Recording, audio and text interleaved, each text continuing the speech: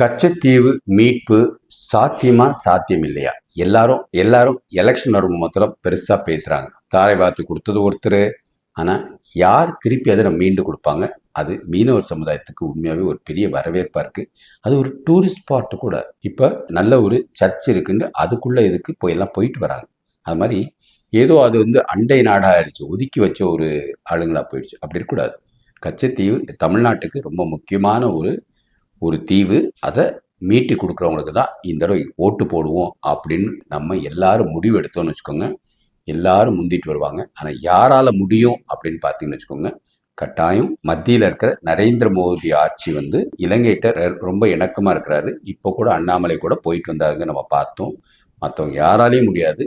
இது மத்திய அரசு துணையோட தான் பண்ண முடியும். அதனால சீமான் ஜெயிச்சாலும் சரி, விஜய் ஜெயிச்சாலும் சரி, வேற யாரு ஜெயிச்சாலும் மத்திய அரசு துணையோட தான் செய்ய முடியும். இதை அரசியலா வீம்பா நாங்க மீட்டுருவோம், நீட்டு நாங்க எடுத்துருவோம் அப்படி இப்படின்னு சொல்லி மக்களை ஏமாத்தாம கச்சத்தீவை அடுத்த 5 ஆண்டுகள்ல மீட்கணும்.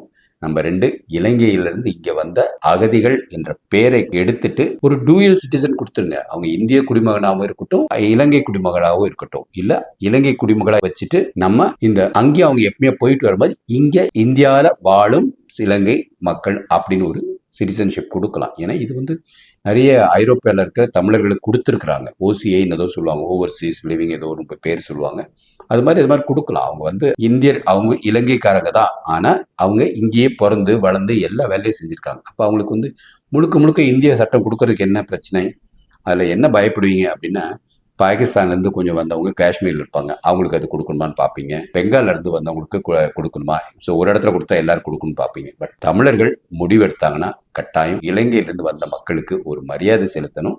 அவங்களோட வாழ்க்கை கண்ணியமா இருக்கணும். அவங்க இன்னும் ஒரு அகதின்னு சொல்லி அவங்களும் ஏமாத்திட்டு கூடாது. ஓட்டுரிமையும் அவங்களுக்கு கொடுக்கணுங்கிறத என்னோட கருத்து.